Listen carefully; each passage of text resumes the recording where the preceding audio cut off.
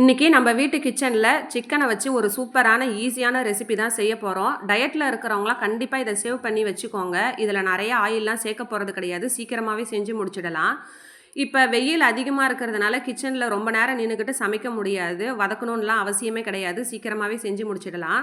இதுக்கு 1/2 கிலோ அளவுக்கு சிக்கனை கழுவிட்டு எடுத்துருக்கிறேன். 2 பெரிய வெங்காயம், 3 பழமான தக்காளி, 1 ஸ்பூன் இஞ்சி பூண்டு பேஸ்ட்டு, 1 ஸ்பூன் அளவுக்கு கெட்டியான தயிர், காரத்துக்கு ஏற்ற மாதிரி குழம்பு மிளகாத்தூள் சேர்த்துக்கோங்க. நான் 1 ஸ்பூன் அளவுக்கு சேர்த்துக்கிறேன். 1 ஸ்பூன் அளவுக்கு கரம் மசாலா, தேவைக்கேற்ப உப்பு, கொஞ்சமாக கருவேப்பிலை, கொத்தமல்லி, புதினா எல்லாத்தையுமே சேர்த்து கையாலே நல்லா பிசைஞ்சு எடுத்துக்கோங்க. இது 10 நிமிஷம் போல் ரெஸ்ட் விட்டுறலாம்.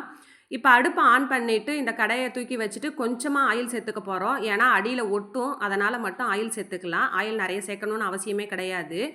இதை நல்லா மிக்ஸ் பண்ணதுக்கப்புறம் மூடி போட்டு ஒரு 2 நிமிஷம் போல் வேக வச்சு எடுத்துக்க போகிறோம். பார்த்திங்கன்னா சிக்கன் நல்லா வதங்கி தண்ணி விட்டு வரும். இந்த தண்ணியிலே நமக்கு சிக்கன் நல்லா சுருண்டு வெந்து வந்துடும். பக்கத்துலேயே பார்த்திங்கன்னா அக்கா என்னமோ ரெசிபி செஞ்சிட்ருக்குறாங்க. அவங்கள்ட்ட என்ன ரெசிபின்னுட்டுன்னு கேட்கலாம். முட்டை எதுக்கு ஆயிலில் இந்த மாதிரி ஃப்ரை பண்ணி வச்சுருக்கிறீங்க? அது ஒன்றும் இல்லைம்மா, சுக்கா கொஞ்சம் முட்டை சுக்கா செய்யலான் இருக்கேன். முட்டை சுக்காவா? சூப்பர். ரெசிபி அப்படியே சொல்லுங்களேன். கொஞ்சமாக ஆயில் ஊற்றி ஜீரகம் போட்டு தாளிச்சிக்கணும். கருவேப்பிலை, பூண்டு நசுக்கி போட்டுக்கணும். வெங்காயம் பொடியை கட் பண்ணி அதில் போட்டு நல்லா வதங்கினதுக்கப்புறம் கொஞ்சமாக கரம் மசாலா, சுக்கா பொடி வீட்டிலே ரெடி பண்ணி வச்சுருக்க சுக்கா பொடி போட்டு தேவையான அளவு உப்பு போட்டு அது கொஞ்சமாக தண்ணி ஊற்றி கொதிக்க வைக்கணும்.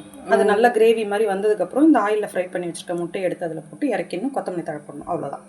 ரொம்ப ஈஸியான ரெசிபியாக தான் இருக்கும் பழகுது. இவ்வளோ சூப்பராக ரெடியாக இருக்குது பாருங்கள். வாசனையே ரொம்ப சூப்பராக இருக்குது. இது ரெடி ஆனதுக்கப்புறம் நான் உங்களுக்கு காமிக்கிறேன்.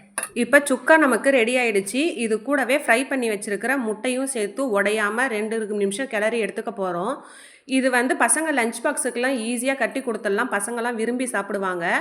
இப்போ இது கூடவே 1 ஸ்பூன் அளவுக்கு பெப்பரும் கொத்தமல்லியும் போட்டு இறக்கணுன்னா நமக்கு முட்டை சுக்கா ரெடி ஆகிடும். இன்றைக்கி நம்ம வீட்டில் என்னென்ன லஞ்சுன்னு பார்த்தீங்கன்னா சிக்கன் பிரியாணி தான் செஞ்சுருக்குறாங்க அக்கா.